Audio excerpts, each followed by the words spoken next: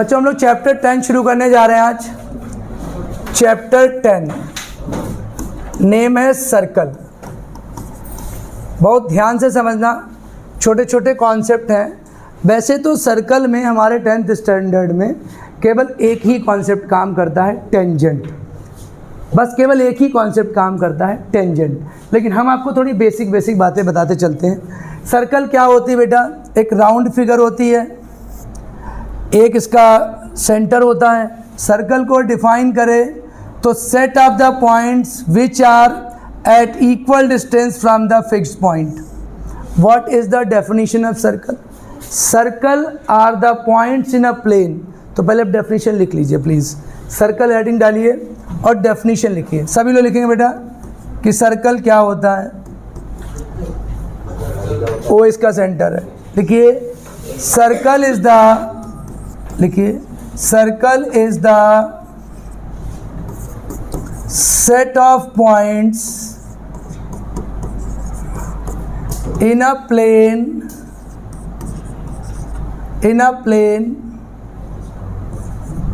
which are at equal distance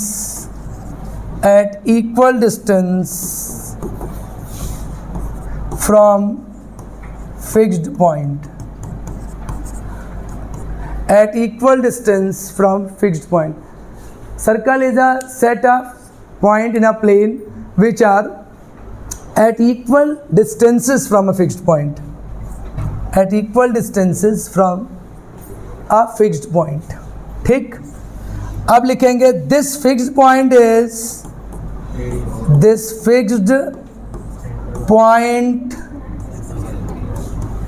is called center of circle. Center of circle. तो ये fixed point क्या होता है? This fixed point is called centre of circle. तो centre के बाद ये फिगर बनाओ और ये बेटा मालूम क्या होती है? इसको मैं अगर ए कहूँ, इसको बी कहूँ, तो ये बेटा रेडियस होती हैं। मतलब O A is equal to O B is equals to R called radius. इसको क्या बोलते हैं? रेडियस बोलते हैं। अगर इसको आप डिफाइन करोगे तो ऐसे डिफाइन करोगे, the distance between centre and a point on a circle. The distance between, अगर आप रेडियस को डिफाइन करोगे तो क्या डिफाइन करोगे? The distance between centre and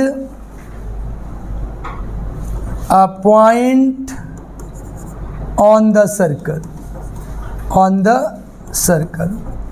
मतलब the distance between center and a point on the circle. मतलब centre और पॉइंट, सर्कल पर एक पॉइंट है, उसके बीच की डिस्टेंस को हम रेडियस कहते हैं। तो रेडियस समझ में आ गया, सर्कल समझ में आ गया।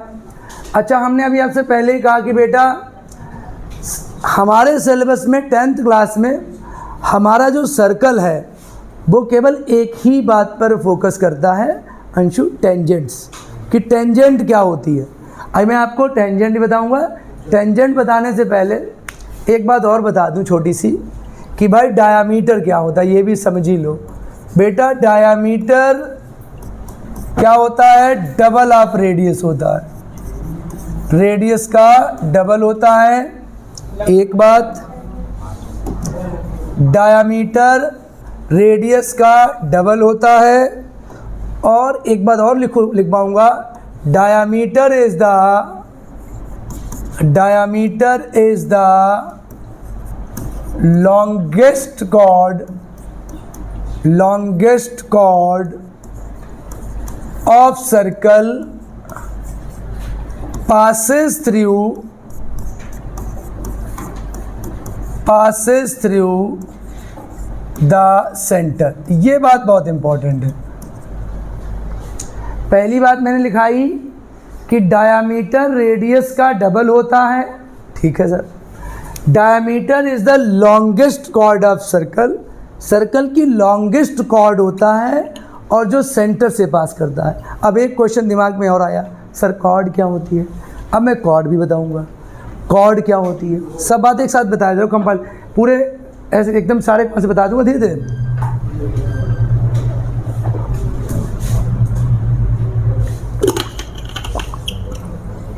तो पहले हमने कहा सर्कल क्या होता है, फिर हमने सेंटर बता दिया, उसका रेडियस बता दी, डायमीटर बता। अब एक टर्म आ गया कॉर्ड।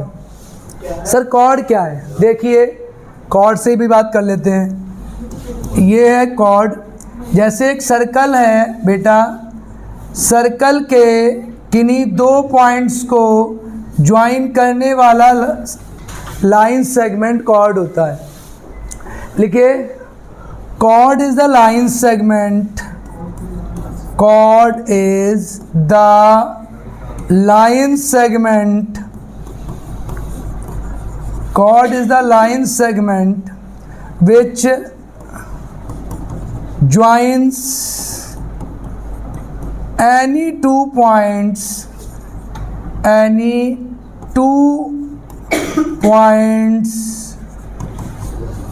of the circle. कि कॉर्ड क्या होती है? Chord is the line segment which joins any two points of the circle. ठीक है, एक बात और मैं लिखाऊंगा, अभी भले ना काम आए लेकिन नेक्स्ट चैप्टर में काम आएगी, कि chord divide the circle, chord divides the circle in two unequal parts. Chord divide the circle in two unequal parts. Larger part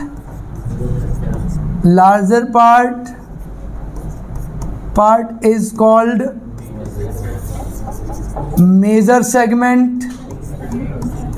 बड़ी बात लिखा रहा हूँ बेटा, ध्यान से लिख लीजिएगा, नेक्स्ट चैप्टर में आप इसका एरिया भी सीखेंगे। Larger part is called major segment and smaller part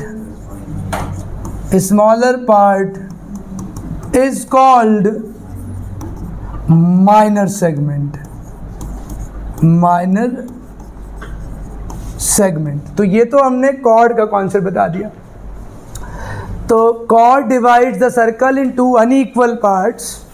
अच्छा, यहीं पर एक बात और एक पॉइंट रेज होता है कि सर आपने कहा कि डायमीटर कॉर्ड होती है, तो डायमीटर भी सर्कल को क्या अनइक्वल पार्ट्स में डिवाइड करता है? नहीं, diameter is the special chord which passes through the centre. Diameter is the spatial chord which passes through the center and the longest chord and divide the circle in two equal parts. Each part is known as semicircle। यानी diameter होती तो chord है। क्यों sir chord होती है?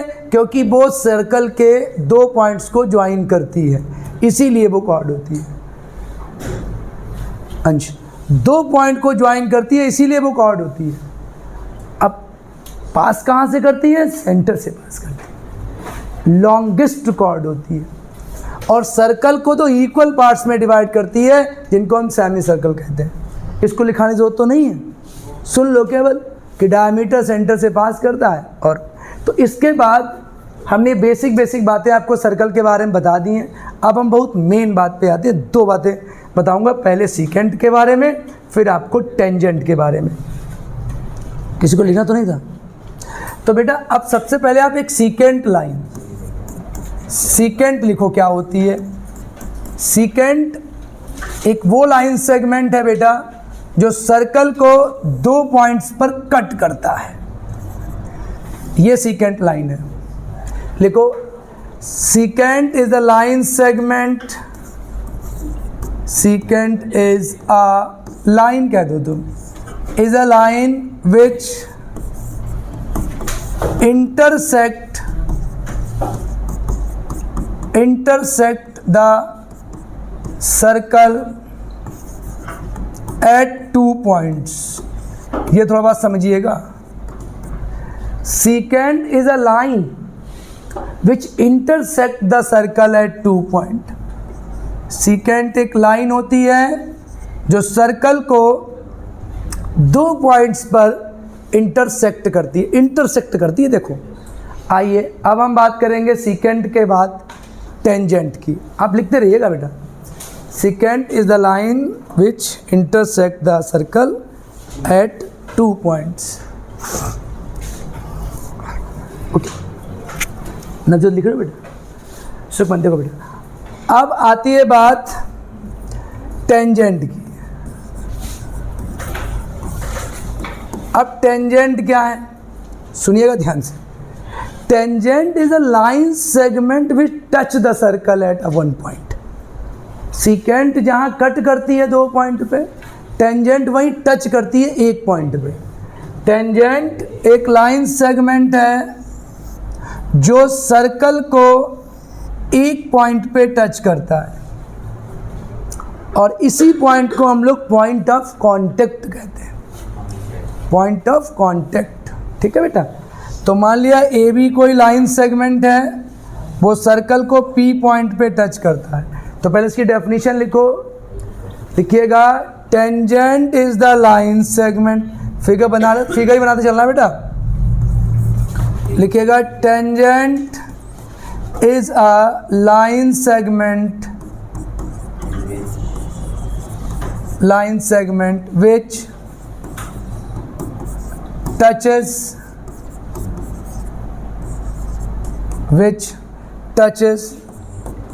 the circle at a point. Tangent is a line segment which touches the circle at a point. This point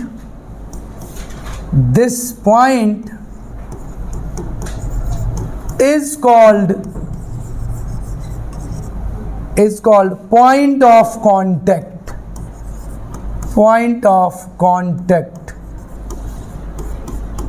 समझे आप मेरी बात? This point is called point of contact. A tangent is a line segment which touches the circle at a point. This point is called point of contact. जैसे कि आप ये देखिए, ये सीकेंट है, ये टेंजेंट इस पॉइंट पे टच करा, आपकी बुक में देखिए ये इस पॉइंट पे टच कर रहा है। तो हमने टेंजेंट बता दिया हमने आपको। इसके बाद जो बहुत मेन बात बचती है हमारी, इसमें थोड़े कॉन्सेप्ट, एक पॉइंट पे एक ही टेंजेंट ड्रा कर सकते हैं। एक पॉइंट इसमें लिखो, लिखिएगा we can draw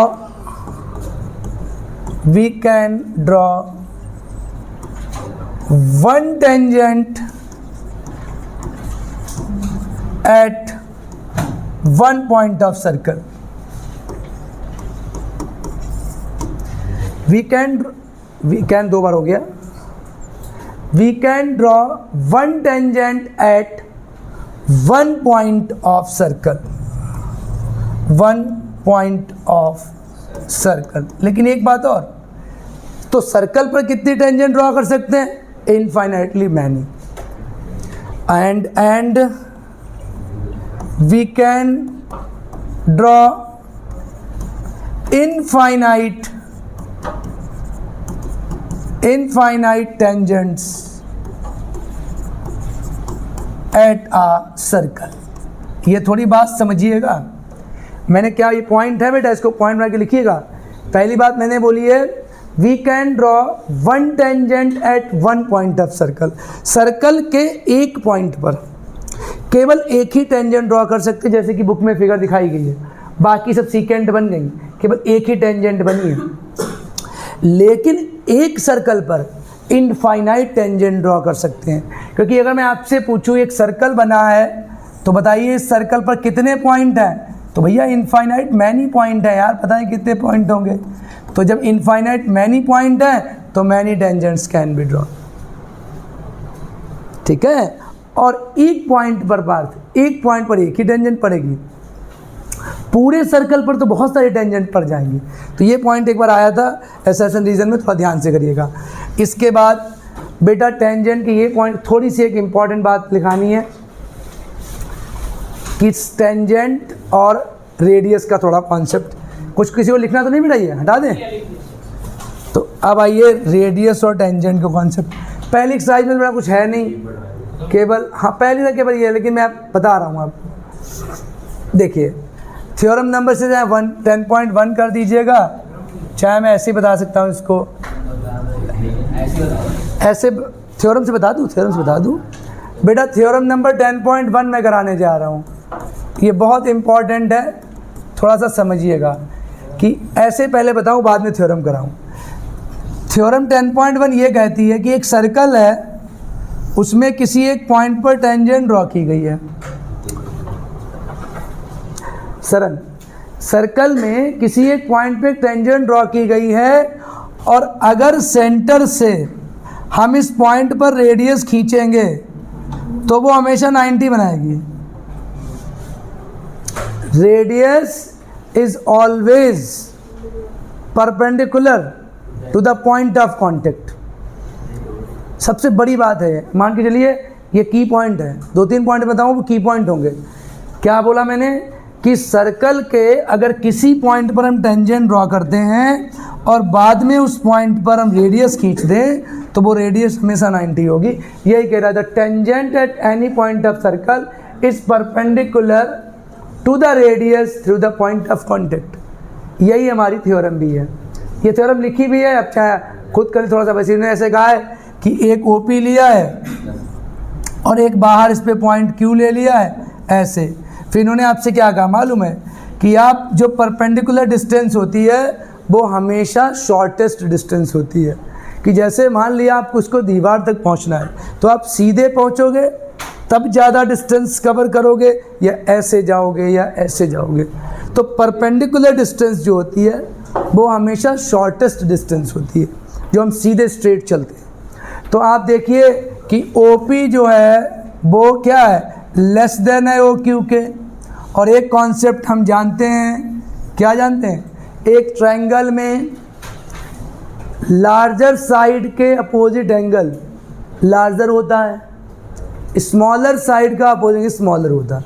मतलब जो बड़ी वाली साइड है उसके सामने का एंगल बड़ा होगा, और जो छोटी वाली साइड है उसके सामने का एंगल छोटा होगा। तो सिंपल से ये हमारा राइट एंगल बन जाएगा। यही यहाँ पे कहा गया है कि OP परपेंडिकुलर है XY के। तो इसको आप एक नोट बना के आप कर लोगे अपने आप।